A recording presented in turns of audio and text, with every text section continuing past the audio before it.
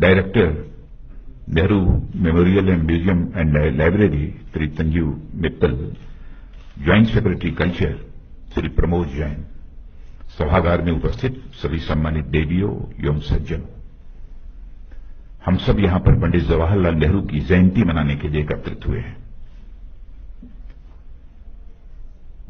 इस सच्चाई को कोई नकार नहीं सकता। पंडित जवाहरलाल नेहरू एक बहुत ही मजे हुए और अनुभवी स्वतंत्रता संग्राम सेनानी थे। यह भी हकीकत है कि 17 वर्षों तक वो भारत के प्रधानमंत्री भी रहे। उस शख्सियत की जयंती मनाने के लिए हम सब यहां पर एकत्रित हुए हैं। मैं यह मानता हूं कि हम केवल पंडित जवाहरलाल नेहरू की जयंती ही यहां पर मनाने के लिए एकत्रित नहीं हुए हैं, बल्कि स्वतंत्र भारत में प्रजातंत्र की सफलता का समारोह मनाने के लिए हम सब यहां पर एकत्रित हुए हैं। प्रजातंत्र की सफलता का समारोह मनाने के लिए हम सब एकत्रित हुए हैं, यह मैं क्यों कह रहा हूं? इसलिए कह रहा हूं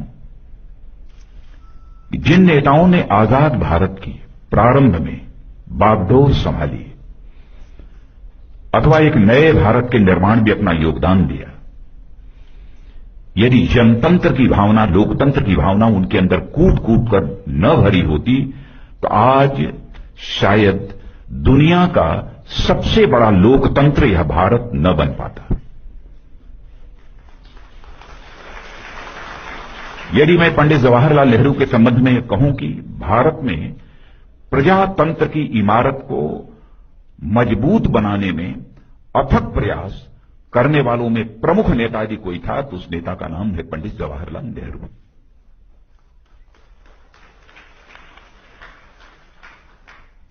आप कैसे इस बात को नकार सकते हैं? वयस्क मताधिकार पर आधारित जनतंत्र, संप्रभुता संपन्न संसद, स्वतंत्र न्यायपालिका और स्वतंत्र प्रेस, यह किसकी देन है? यह उन महानुभावों की देन है जिन्होंने कि भारत को आजाद होने के बाद किसी न किसी रूप में अपनी भूमिका का निर्वाह किया है, और प्रधानमंत्री के रूप में पंडित जवाहरलाल नेहरू ने इस भूमिका का निर्वाह किया है। इसलिए मैंने उन्हें कहा कि भारत में प्रजातंत्र की इमारत को मजबूत बनाने में अथक प्रयास करने वाला यदि कोई व्यक्तित्व है तो उस व्यक्तित्व का नाम है पंडित जवाहरलाल नेहरू के कार्यकाल में। इतना ही नहीं, इंडस्ट्री तो सब अपनी जगह पर हुई।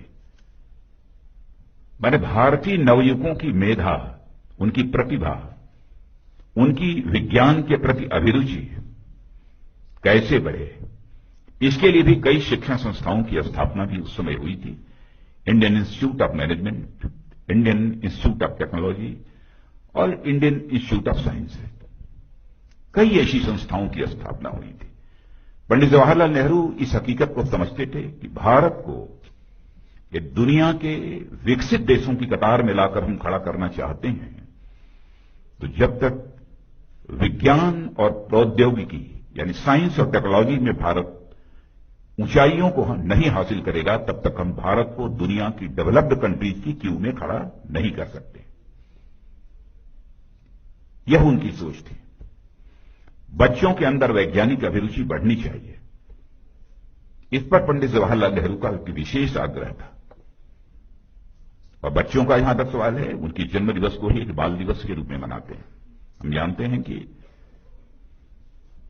वह मानकर चलते थे कि देश का भविष्य यदि कोई है तो आज का हमारा ये बच्चा, बालक, यही देश का भविष्य है। इसकी योग्यता, प्रतिभा, क्षमता में यदि विकास होगा तो भारत इस देश की योग्यता, प्रतिभा और क्षमता में विकास होगा। लेकिन मुझे याद है जब उनका स्वर्गवास हुआ था, देहावसान हुआ था, केवल भारत के समाचार पत्रों में ही उनके बारे में बहुत कुछ लिखा गया हो ऐसा नहीं था, बल्कि मैं कह सकता हूं कि दुनिया के जो ताकतवर देश माने जाते हैं, जो विकसित देश उस समय माने जाते थे, वहां के समाचार पत्रों ने प्रमुखता से पंडित जवाहरलाल नेहरू के व्यक्तित्व के बारे में लिखा था और उसकी भूरी भूरी उन्होंने प्रशंसा की थी। अंतर्राष्ट्रीय स्तर का यह एक व्यक्तित्व था पंडित जवाहरलाल नेहरू का। शायद बहुत सारे लोगों को जानकारी है अथवा नहीं है, मैं नहीं कह सकता हूं, लेकिन मुझे याद है कि एक बार जब स्वेज नहर को लेकर एक विवाद खड़ा हुआ था, अरब देशों और इजराइल के बीच जब संघर्ष हुआ था, तो उस समय अरब देशों का भी पश्चिमी देशों के ऊपर, माने अमेरिका वगैरह के ऊपर भी कोई बहुत विश्वास नहीं रह गया था। कौन हस्तक्षेप करे, कौन मध्यस्थ की भूमिका निभाए ताकि यह संघर्ष अरब देशों और इजराइल के बीच यह समाप्त हो जाए। हो तो नहीं पाया था, लेकिन नाम यदि उस समय के राष्ट्रपति आइजनहावर ने भी सोचा था किसी का, तो पंडित जवाहरलाल नेहरू का नाम सोचा था। मैंने इस अंतर्राष्ट्रीय स्तर का ऐसा एक व्यक्तित्व पंडित जवाहरलाल नेहरू का।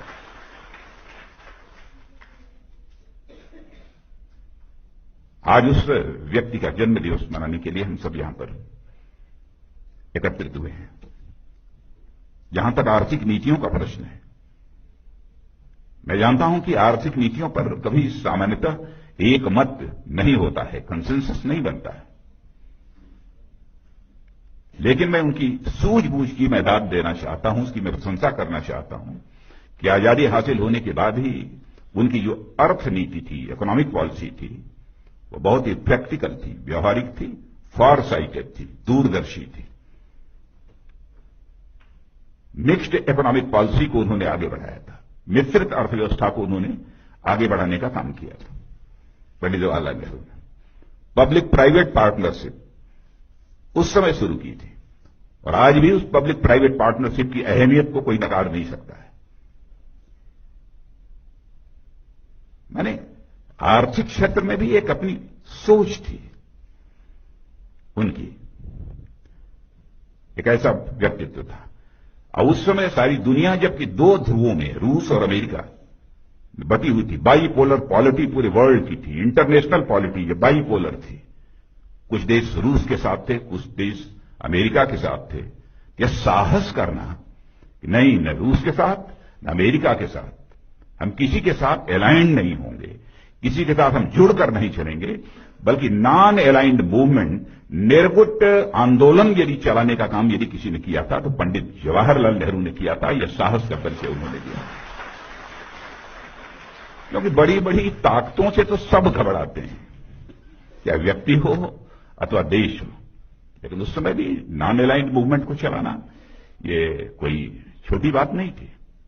पंडित जवाहरलाल नेहरू ने चलाया था, उनकी नीयत पर मैं संदेह नहीं कर सकता हूं।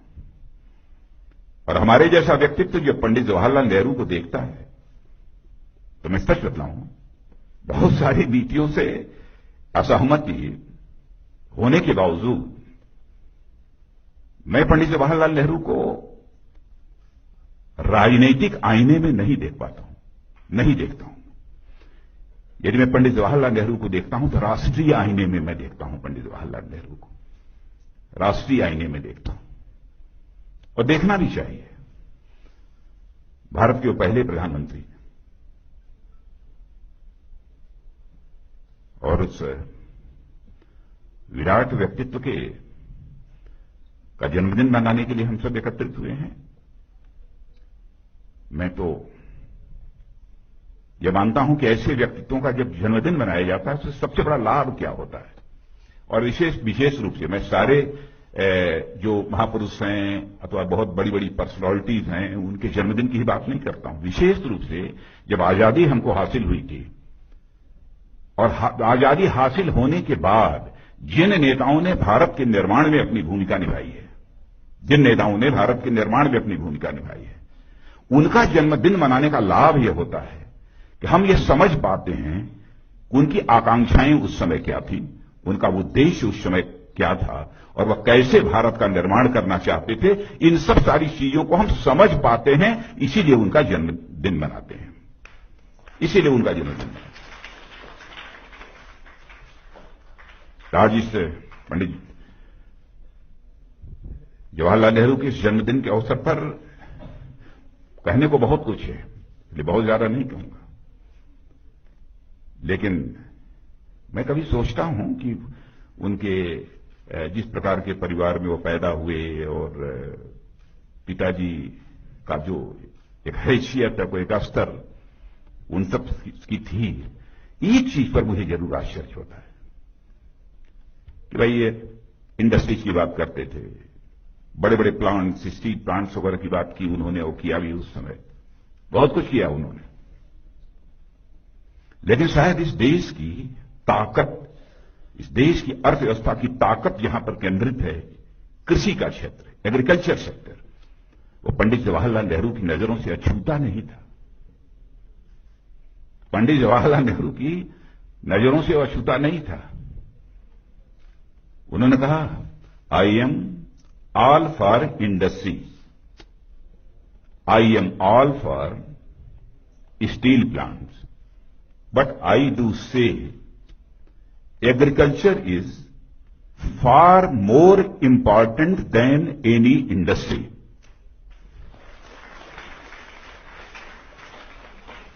एग्रीकल्चर को भी अपनी नजरों से उन्होंने ओझल नहीं होने दिया। इस हकीकत को उस समय भी वो समझते थे कि केवल औद्योगिक विकास के माध्यम से हम इस देश की समस्याओं का समाधान कर पाएंगे, सभी नवयुवकों को हम रोजगार दे पाएंगे, अथवा इनकम डिस्पैरिटी, आमदनी की विषमता को हम मिनिमाइज कर पाएंगे, यह संभव नहीं है। शायद इसीलिए उन्होंने कहा कि हमारे लिए इंडस्ट्री, स्टील प्लांट से भी ज्यादा महत्व यदि है तो देश की कृषि का है, कृषि क्षेत्र का। ऐसे एक विराट व्यक्तित्व जिनका जन्मदिन है, मैं हृदय की गहराइयों से उनकी स्मृति के प्रति सम्मान की अभिव्यक्ति करता हूं।